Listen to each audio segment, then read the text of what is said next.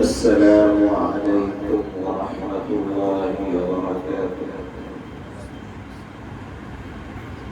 الحمد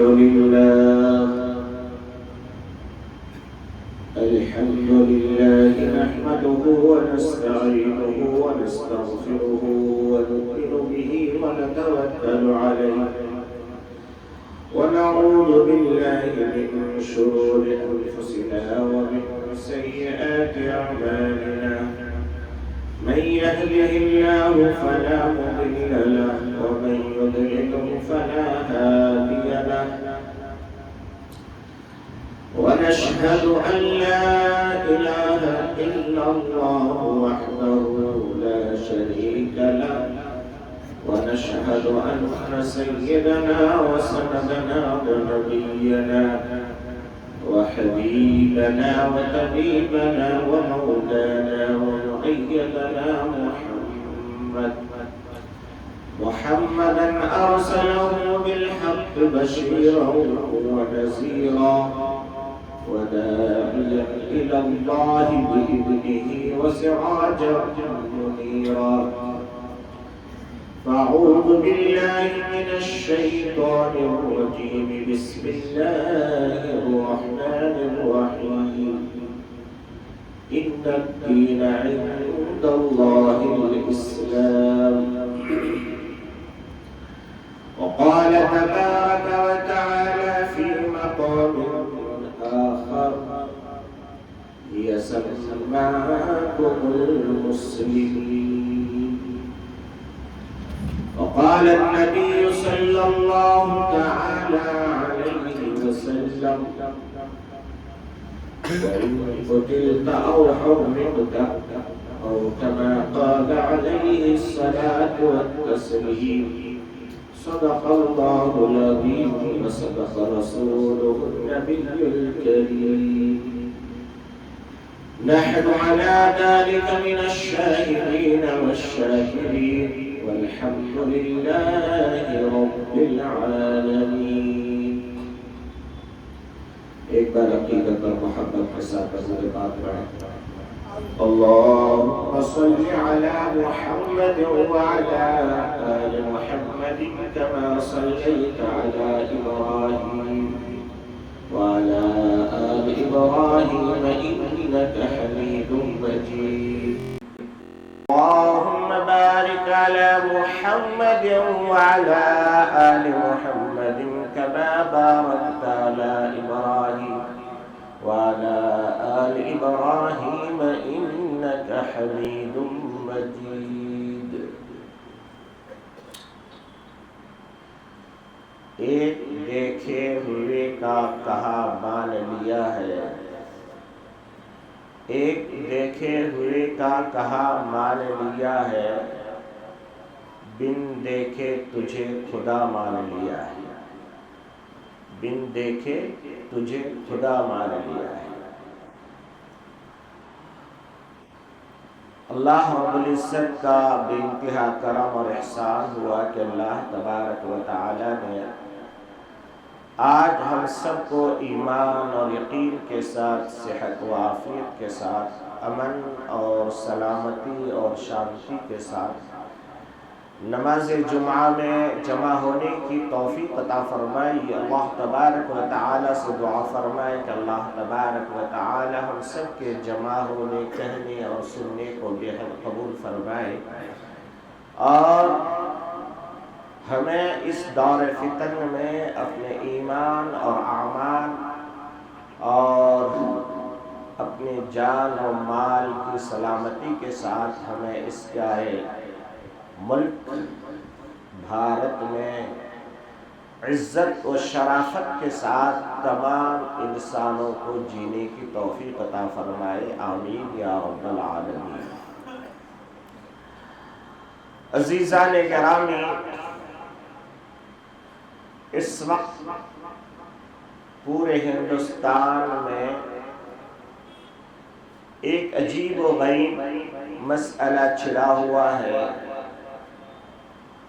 اور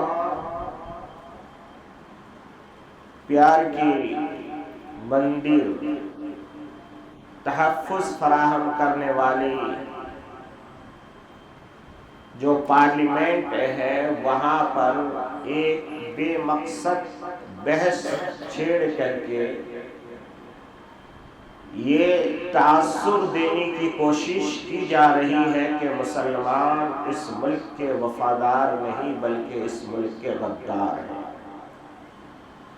اور بلا مطلب کہ ایک خواہ کا ایک پروپیگنڈا بنا کر کے ایسا ایک مسئلہ چھیڑا گیا نہ جس سے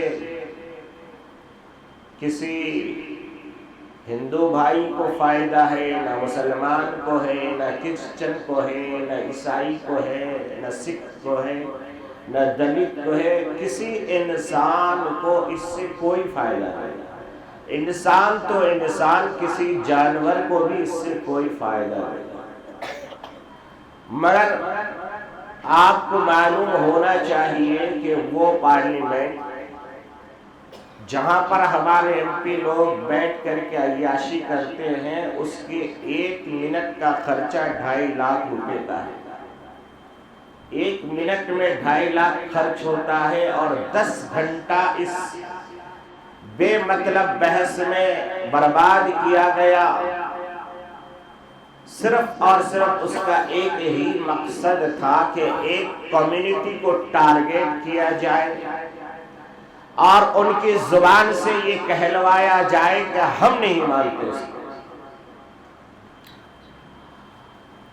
تو میں نے مناسب سمجھا، اور میرے خیال سے آج پورے ہندوستان میں تمام علماء اور خطباء اور تمام مکاتب فکر کے لوگ اسی موضوع پر خطبہ دینے کی کوشش کر رہے ہیں تاکہ عوام کو بتایا جائے کہ یہ مسئلہ ہے کیا۔ جہاں تک بات ہے حب الوطنی کا، ہندوستان سے محبت کا، تو محبت کے معاملے میں ہم تمام قوم سے 100% آگے ہیں۔ مسلمان ہمیشہ اپنے ملک کے وفاداری میں کسی سے بھی پیچھے نہیں ہے،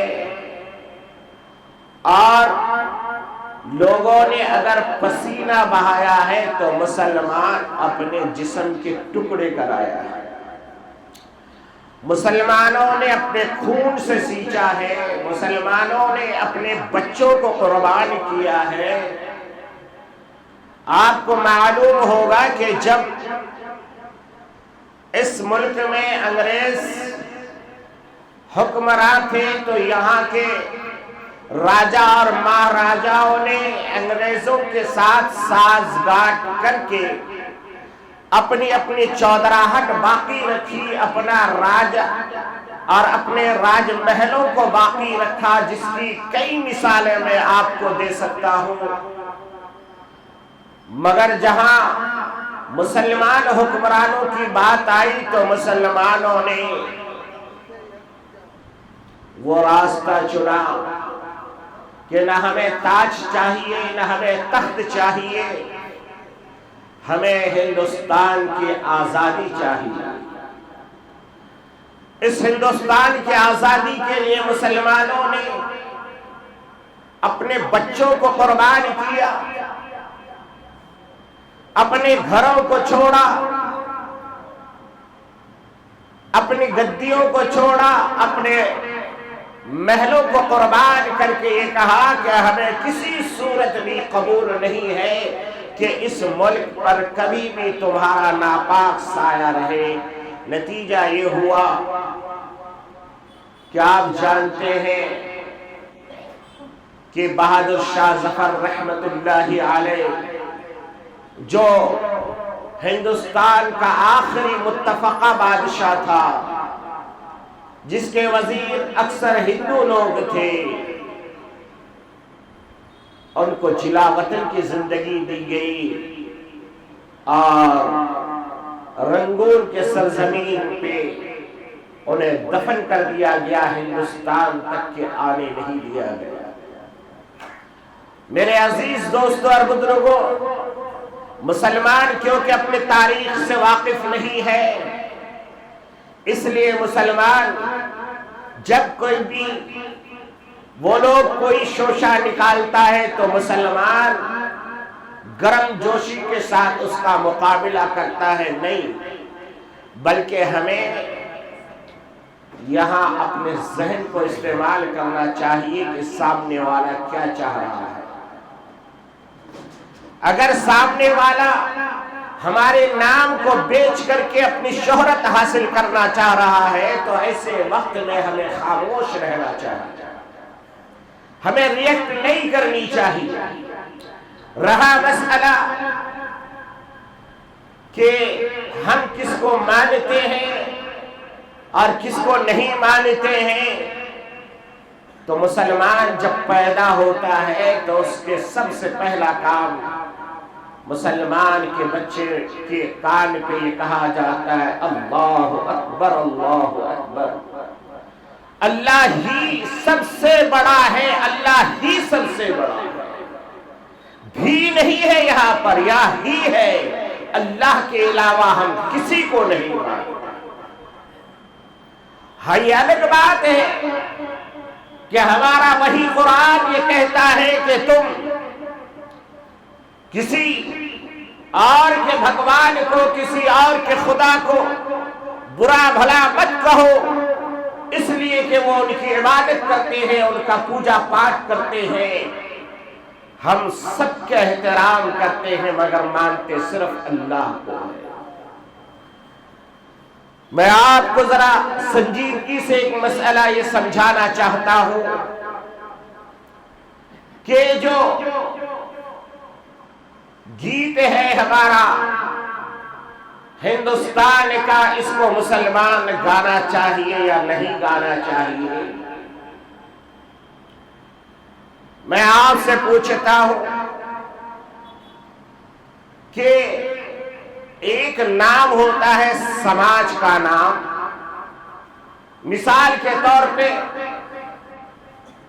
ایک انسان کالج سے ڈگری حاصل کرتا ہے، MBA، اسے ماسٹر ڈگری ہولڈر کہا جاتا ہے۔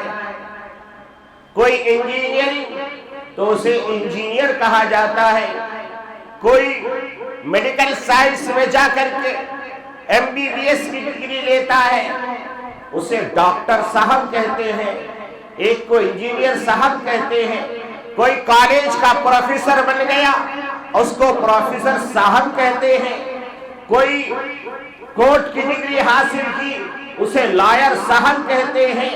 یہ سارے نام کس نے دیے؟ یہ سارے نام ہمارے اداروں نے دیا، ہمارے سماج نے دیا، ہمارے سوسائٹی نے دیا۔ ایک مسلمانوں کا نام ہوتا ہے، مسلمان پیدا ہونے کے بعد کسی کا عبداللہ رکھا گیا، کسی کا عبد الرحمن رکھا گیا، کسی کو جو ہے عبد الرحیم رکھا گیا، پھر وہ آگے چل کر کے اس کا ایک تخلص خاندانی شجرہ ہوتا ہے، کوئی سید کہلاتا ہے، کوئی شیخ کہلاتا ہے، کوئی خان کہلاتا ہے، کوئی پٹھان کہلاتا ہے، کوئی انصاری کہلاتا ہے، یہ بھی اس کے سماج کا نام ہے۔ آئیے میں آگے چل کے آپ کو سمجھاؤں، میں اس رب دو جہاں کے بارگاہ میں جاؤں، میں اللہ سے کہوں اللہ یہ دنیا والوں نے کسی کو انجینئر، کسی کو لائر، کسی کو عبد الرحمن، کسی کو عبداللہ بنایا، اے اللہ آپ نے ہمیں پیدا کیا ہے تو آپ نے کوئی نام دیا کہ نہیں؟ اللہ قرآن میں کہتا ہے او مسلمانوں بتا کر کے چھوڑ دیا، نہیں، میں نے بھی تمہارے لیے ایک نام کا انتخاب کیا ہے، اور وہ نام کیا ہے؟ یا سماکم المسلمین، ہم نے تمہارا نام مسلمان رکھا ہے، ہمارا نام مسلمان ہے، ہم فرقوں میں بٹنے والی قوم نہیں۔ یہ کچھ لوگوں نے اپنے پیٹ کے لیے الگ الگ فرقوں میں بانٹ دیا، ورنہ اللہ نے ہمارا نام مسلمان رکھا۔ کیا رکھا؟ مسلمان رکھا۔ پھر آگے آئیے، اسی اللہ سے ہم پوچھتے ہیں، اے اللہ آپ نے ہمارا نام مسلمان رکھا تو کیا کوئی گائیڈ دیا کہ نہیں؟ ہمارے لیے کوئی سنویدھان ہے کہ نہیں؟ ہم درخت کو دیکھتے ہیں کہ ایک درخت آم کے پیڑ میں آم ایک ہی سیزن میں پھلتا ہے، دوسرے اور سیزن میں آم نہیں آتا۔ املی کے پیڑ میں املی سال میں ایک ہی بار آتا ہے اور دوسری بار نہیں آتا۔ انار کے پھل میں انار کے جھاڑ پہ انار ہی آتا ہے، کبھی فینش نہیں آتا، کبھی لیمو نہیں پکڑتا۔ وہ انار کا جھاڑ آپ کی بات مانتا ہے، آم کا درخت آپ کی بات مانتا ہے، وہ جو ہے املی کا درخت آپ کی بات مانتا ہے۔ یہ سورج روزانہ ادھر سے نکل کر کے ادھر آ کے غروب ہو جاتا ہے۔ اس سورج کو اتنی حیثیت نہیں کہ ایک دن 5 منٹ پہلے نکل جائے یا 5 منٹ بعد میں نکل جائے، وہ آپ کی بات مان کے چل رہا ہے۔ اے اللہ، ہم آپ سے پوچھتے ہیں کہ آپ نے ہمارے لیے کوئی گائیڈ لائن؟ اللہ نے کہا ہاں، میں نے تمہارے لیے گائیڈ لائن دیا، اس کا نام ہے ان الدین عند اللہ الاسلام۔ مذہب اسلام تمہارا گائیڈ لائن۔ اب آئیے اسلام کو سمجھانے کے لیے میں آسانی سمجھاؤں۔ ایک نوجوان لڑکا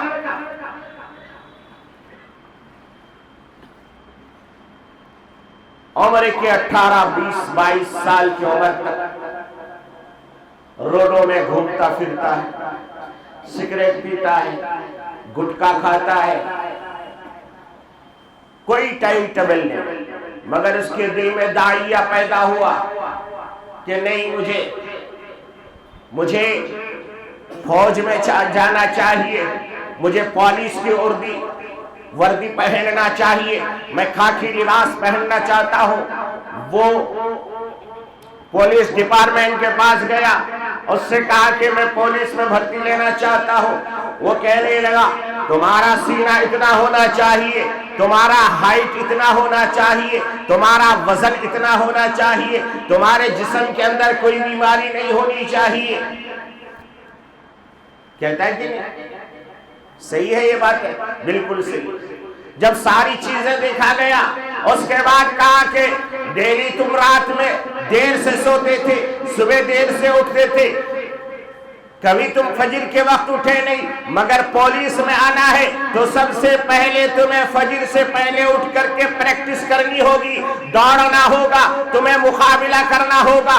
دوڑنے کے بعد پھر تمہارا چھاتی ہم ناپ کے دیکھیں گے کہ تمہاری سانس پھول تو نہیں رہی ہے۔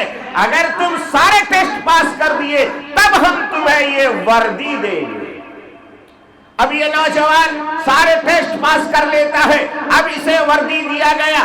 اب اس وردی کی وجہ سے اب یہ گٹکا کھاتا ہوا نہیں پھرتا، اب یہ سگریٹ پھونکتے ہوئے نظر نہیں آتا۔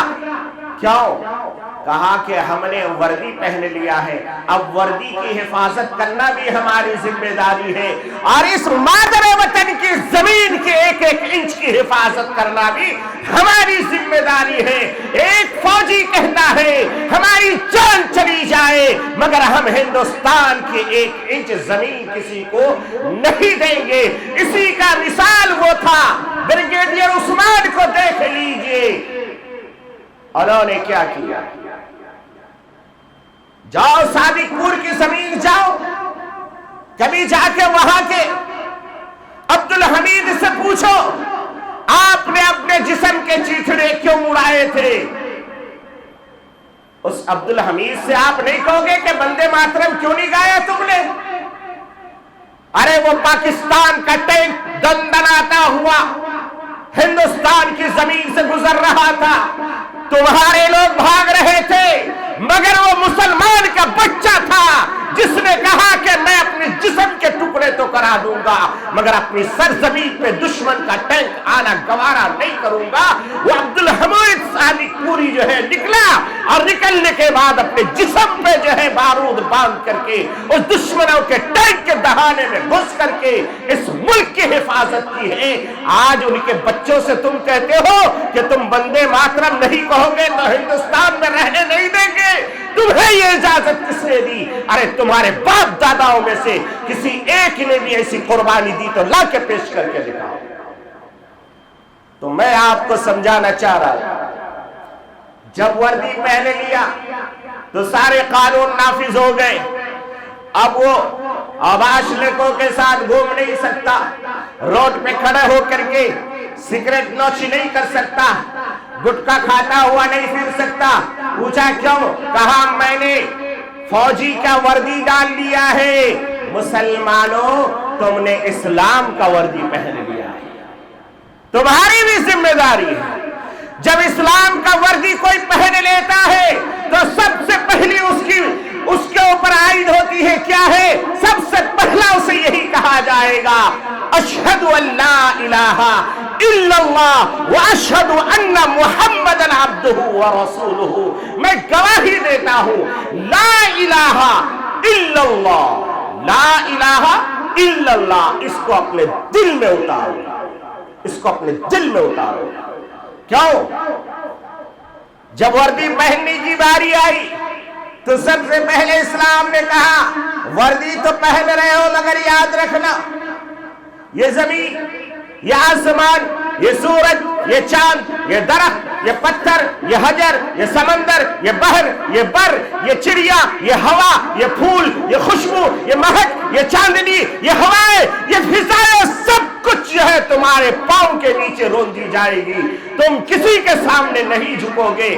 آج اس گیت میں یہی کہا جاتا ہے، کہیں زمین پہ سجدہ کرنے کا حکم ہے، کہیں پہاڑوں پہ سجدہ کرنے کا حکم ہے، کہیں درختوں پہ سجدہ کرنے کا حکم ہے۔ ہمارا رب کہتا ہے یہ سب کچھ میں نے بنایا تیرے لیے اور تجھ کو بنایا میرے لیے، اس لیے ہم اس سرزمین کے ذرے ذرے سے محبت کرتے ہیں، اس سرزمین کے انگ انگ سے محبت کرتے ہیں، اس سرزمین کے کن کن سے محبت کرتے ہیں، مگر اس سرزمین کو ہم معبود نہیں مانتے، ہم اس سرزمین کو خدا نہیں مانتے، ہم اس سرزمین کی عبادت نہیں کر سکتے، ہم اس سرزمین کا پوجا پاٹ نہیں کر سکتے۔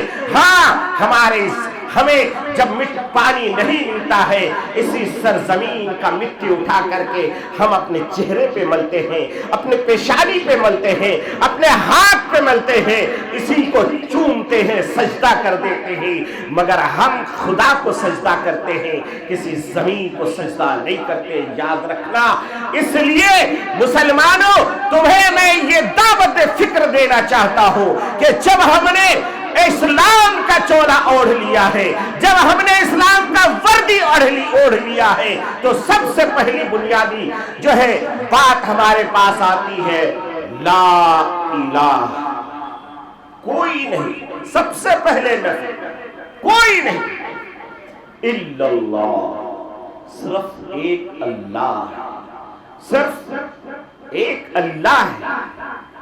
اب اللہ نے پوچھا تم نے کلمہ پڑھا، دلیل کیا ہے بتاؤ کہ تم کلمہ پڑھ چکے ہو؟ تو ہم دلیل دیتے ہیں محمد الرسول اللہ صلی اللہ تعالی علیہ وسلم۔ اے اللہ، ہم محمد الرسول اللہ کا صدقہ آپ کے پاس پیش کر رہے ہیں۔ اسی لیے شاعر نے کہا ہے کہ ایک دیکھے ہوئے کا کہاں مان لیا ہے، ایک دیکھے ہوئے کا کہاں مان لیا ہے، بن دیکھے تجھے خدا مان لیا ہے۔ ارے خدا کو دیکھنے والا کون؟ حضرت عیسیٰ نے دیکھا، حضرت موسیٰ نے دیکھا، حضرت ابراہیم نے دیکھا، حضرت داؤد و سلیمان نے دیکھا، حضرت ادریس نے دیکھا؟ نہیں، سب نے تمنا کی مگر دیکھا کسی نے نہیں۔ देखा तो आमना के लाल ने देखा है, अब्दुल्ला के लाल ने देखा है, मोहम्मद अरबी ने देखा है। उसी मोहम्मद अरबी का देखा हुआ हमने मान लिया है और बिन देखे तुझे खुदा मान लिया है। जब हमने खुदा को खुदा मान लिया तो फिर खुदा ने कहा, क्या कहा? कहे लोगों याद रखना, अब दुनिया की कोई ताकत तुम्हारे ऊपर आ जाए, चाहे तुम्हें, अल्लाह के नबी ने क्या फरमाया, वइन कुतिलता व हुर्रिकता, यहाँ तक के तुम्हें कत्ल कर दिया जाए, यहाँ तक के तुम्हें जला दिया जाए, मगर तुम तब भी किसी को खुदा नहीं मानोगे। ये हमारा अहद व पैमान है और ये इजाजत हमें दी है उसी संविधान ने, उसी कॉन्स्टिट्यूशन ने, उसी लॉ ने, उसी जो है हमारे बाबा अम्बेडकर भीमराव जी ने जो किताब लिख करके हमारे हाथों को संविधान थमाया, उसी संविधान के आर्टिकल 25 ने, आर्टिकल 29 ने हमें इजाजत दी है कि हर कम्युनिटी को, सिर्फ ये मुसलमानों के लिए नहीं है बल्कि हिंदुस्तान के हर कम्युनिटी को ये कहा गया है कि इसकी आजादी है कि हिंदू अपने हिंदू की आजादी मिले, ईसाई को ईसाइयत की आजादी मिले, मुसलमानों को अपने मुसलमानियत की आजादी मिले, बुद्धिस्ट को बुद्धिस्ट की आजादी मिले। इसलिए जब सब आजाद है तो फिर हम आजाद क्यों नहीं है? हम आपसे पूछना चाहते हैं। इसलिए ऐ पार्लियामेंट में बैठे हुए जर खरीद गुलामों, मेरी आवाज अगर तुम्हारी कान तक पहुंचती है तो सुन लो और अच्छी तरह सुन लो। मुसलमान सब कुछ सौदा कर सकता है मगर तौहीद का सौदा नहीं कर सकता, रिसालत का सौदा नहीं कर सकता। मुसलमान अपनी जाने तो दे सकता है मगर मुसलमान कभी तौहीद पर जो है कभी समझौता नहीं करेगा, रिसालत पर कभी समझौता नहीं करेगा। इसलिए अच्छी तरह याद रखिएगा, हमारे बच्चे जब कॉलेज में जाए, हमारे बच्चे जब स्कूल में जाए, हमारे बच्चे जब कॉन्वेंट स्कूल में जाए तो वहां जाकर के कोई यीशु मसीह का तराना गाए और कहा जाए कि ये यीशु मसीह ही तुम्हें रोजी देता है, ये यीशु मसीह ही तुम्हें तालीम देता है, ये यीशु मसीह की वजह से तुम्हें किताबें मिली है। हरगिज उस स्कूल में अपने बच्चों को ना पढ़ाओ। अगर किसी स्कूल में ये कहा जाए कि ये सरस्वती ही देती है, इसकी वजह से तुम्हें मिल रही है, ऐसे स्कूलों में अपने बच्चों का अकीदा खराब मत करो, बल्कि उन स्कूलों में बच्चों को डालो जहां पर तुम्हारा ईमान भी सलामत रहे, तुम्हारा अकीदा भी सलामत रहे, तुम्हारे बच्चे भी पढ़े। पढ़ाई से मना नहीं है मगर अकीदे को खराब करना है तो उससे यकीनन बचना चाहिए। बहरहाल मैं आपको बता रहा था कि एक वर्दी हमने इस्लाम का पहना है, अब उसका पहला काम क्या है? पहला काम ला इलाहा इल्लल्लाह मुहम्मदुर रसूलुल्लाह। जब ये पढ़ लिया तो सबसे पहले उसके ऊपर एक और फरीजा आयद हुई। वो फरीजा क्या है? वो फरीजा है नमाज। वो फरीजा नमाज। नमाज का हुक्म मुसलमानों का है, मोहम्मद के गुलामों के। किसी योगी और मोदी से नहीं कहा जाएगा कि आप नमाज पढ़िए। भाई वो कलमा ही नहीं पढ़ता तो उसको नमाज की क्या जरूरत है? किसी और कौम से नहीं कहा जाएगा कि नमाज पढ़े। नमाज उनके लिए है जो कलमा पढ़ता है, उनके लिए है जिसने खुदा को खुदा मान लिया है, उनके लिए है जिसने मुहम्मदुर रसूलुल्लाह सल्लल्लाहु अलैहि वसल्लम के दामन को थाम लिया है। अब सबसे पहली जिम्मेदारी आई हुई नमाज की। एक तरफ नौकर कहता है कि भाई मेरी तरफ आओ, मैं तुझे कामयाब बनाऊंगा। एक तरफ नौकरानी कहती है मेरे तरफ आओ, मैं तुझे कामयाब बनाऊंगा। और एक तरफ मालिक खुद कहता है मेरे तरफ आओ, मैं तुझे कामयाब बनाऊंगा। तो बताओ ताकत किस में है? नौकर में, नौकरानी में या मालिक में? किस में? नौकर में। हम नौकर की बात मानेंगे, नौकरानी की मानेंगे, चपरासी की मानेंगे, روڈ میں پھرنے والی تھی مانے دنیا کی ساری چیزیں نوکر، دنیا کی ساری چیزیں نوکر ہیں. جیسے یہ سورج ہمارا نوکر، یہ چاند ہمارا نوکر، یہ ہوائیں ہماری نوکرانی، یہ فضائیں ہماری نوکرانی، یہ دکان، یہ مکان، یہ روڈ، یہ زمین، یہ آسمان، یہ سب کے سب نوکر ہیں. مگر نوکر اپنی طرف بلا رہا ہے اور مالک حقیقی کیا کہہ رہا ہے؟ ارے کامیابی تو میرے پاس ہے. روزانہ مؤذن مائک میں کھڑا ہو کے کیا کہتا ہے؟ حی علی الصلاۃ. کیا معنی ہے؟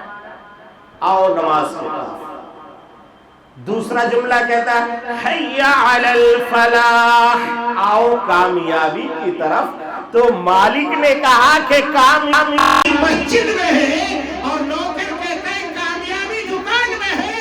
مسلمان مسجد کو چھوڑ دیا، دکان کو آباد کر دیا. بات نوکر کی مانتے ہو اور کامیابی مالک سے چاہتے ہو نہیں ملے گی. بات بھی مالک کی مانو، کام بھی مالک کا کرو، پھر دیکھو تمہیں کامیابی ملتی ہے کہ نہیں ملتی ہے. میرے بھائیوں، وہ 313 تھے، مالک کا کام کر رہے تھے، مالک کی بات مان رہے تھے. چاروں طرف کفار نے گھیر لیا، کامیابی اس کو ملی. آج سے پہلے آج ہندوستان کی تاریخ اٹھا کے دیکھے، جتنے مسلمان آج آباد ہیں، اتنے مسلمان اس ٹائم میں بھی آباد نہیں تھے. مگر وہ کیونکہ مالک کا کام کر رہے تھے، مالک کی بات مان رہے تھے، اللہ نے یہ ملک بھی ان کے حوالے کر دیا، ان کے قدموں میں ڈال دیا. پورے ورلڈ میں مسلمانوں کی حکومت جب آئی ہے، جب مسلمانوں کی تعداد بہت کم تھی، زیادہ نہیں تھی، مگر وہ مالک کا کام کر رہے تھے.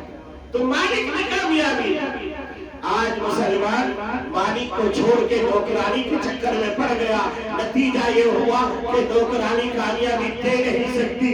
اس لیے مسلمان نہ ہیلتھ میں آگے ہے، نہ ویلتھ میں آگے ہے، نہ کامیابی اس کے مقدر میں ہے، نہ پڑھائی لکھائی میں وہ آگے ہے. ہاں آگے ہے کس میں؟ سگریٹ پینے، گٹکا کھانے میں، چائے کی دکانوں میں، روڈوں میں. رات کے 12 بجے آپ اس روڈ سے گزر جائیے، کوئی برادران وطن کا نوجوان نظر نہیں آئے گا. آئے گا کہ کون محمد کا غلام نظر آئے گا، سگریٹ پیتا ہوا نظر آتا ہے. کبھی شیواجی نگر کا چکر لگا لیجیے، وہاں تو اور اللہ کی بنا ایسا لگتا ہے کہ شیطان کی ساری اولادیں یہی جمع ہو گئی. شیطان کی ساری اولادیں یہاں جمع ہو گئی. نوجوانوں کی بھیڑ لگی ہوئی پڑی ہے. پولیس والے بیچارے پریشان ہیں، کہتے ہیں کون سی مخلوق ہے بھائی، ہم اتنا مارتے ہیں، اتنا ڈنڈا مارتے ہیں، مگر یہ سمجھنے کا نام نہیں لیتا. میرے بھائیوں، اپنی زندگی میں کامیابی حاصل کرنی ہے تو محمد رسول اللہ صلی اللہ علیہ وسلم کے طریقے کو اختیار کیجیے. ہاں میں آپ کو بتا رہا تھا، کیا کہا کہ دیکھیے ہم نے وردی اوڑھا ہے اسلام کا، اور اسلام کا وردی اوڑھنے کے بعد ہم پابند بن گئے کہ ہم سجدہ کس کو کریں گے، ہم دعائیں کس سے مانگیں گے، ہم مدد کس سے مانگیں گے. تیری ہم نماز میں کہتے ہیں ایاک نعبد و ایاک نستعین، اے اللہ ہم تیری ہی عبادت کرتے ہیں، تجھے ہی سے مدد مانگتے ہیں. اس لیے ہم بڑے ادب سے کہنا چاہیں گے، اے پرائم منسٹر صاحب کیوں ان فالتو کے مسئلے میں الجھائے پڑے ہو؟ ارے کہہ دو کہ آپ کو حکومت چلانی نہیں آتی ہے. آپ نے خامخواہ کے مسئلے الجھا دیے. انڈیگو کے ہزاروں جو ہے فلائٹیں کینسل کروا کر کے ہندوستان کے مسلمانوں، ہندوستان کے انسانوں کو اتنا پریشان کیا. کوئی اپنے باپ کی ہلکی گنگا میں بہانے جا رہا تھا، وہ نہیں بہا سکا. کوئی اپنی شادی میں جا رہا تھا، وہ نہیں جا سکا. کوئی اپنے ماں باپ کے انتم سنسکار میں جا رہا تھا، آخری دیدار کے لیے جا رہا تھا، وہ نہیں جا سکا. ان سارے مسئلے کو آپ نے چھوڑ دیا اور ایک جھنجھنا لے کے کھڑے ہو گئے. وندے ماترم کہو تو ہندوستان میں رہو، ورنہ بھاگ جاؤ. بتاؤ وندے ماترم کہنے سے ہمارے نوجوانوں کو نوکری مل جائے گی؟ وندے ماترم کہنے سے کیا ایمس کا ہاسپٹل ہمارے پورے ہندوستان میں بن جائے گا؟ کیا وندے ماترم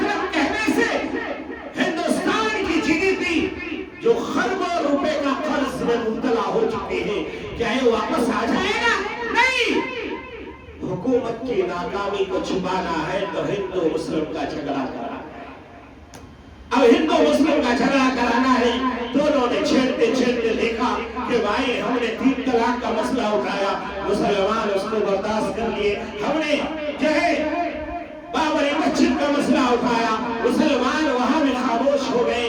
اس نے طرح طرح سے دیکھا، اب دیکھا یہ آخری حربہ ہے کہ مسلمان توحید سے تو ہٹے گا نہیں، اس لیے انہوں نے جو ہمارے ڈائریکٹ عقیدے سے ٹکراتا ہے، جو ایمان سے ٹکراتا ہے، جو وحدانیت سے ٹکراتا ہے، جو ایک اللہ اور اللہ کی صفات سے ٹکراتا ہے، اس مسئلے کو چھوڑ دیا ہے۔ اس لیے مسلمانوں، ہمارے پاس ایم پی کی طاقت نہیں، ہمارے پاس راجیہ سبھا میں ایم پی نہیں ہے، اس لیے ہم اپنی تیاری کیسے کریں؟ ہم بنیادی طور پر اپنے بچوں کو سمجھائیں، کام کرنے والے کام کریں، صرف بولنے سے نہیں ہوگا، بنیادی کام کریں۔ ہم اپنے بچے کا ایمان اتنا مضبوط کر دیں، اتنا مضبوط کر دیں کہ ہمارا چھوٹا چھوٹا معصوم بچہ بھی توحید پر سمجھوتا نہ کرے اور لبرل مسلمان بن جائیں گے۔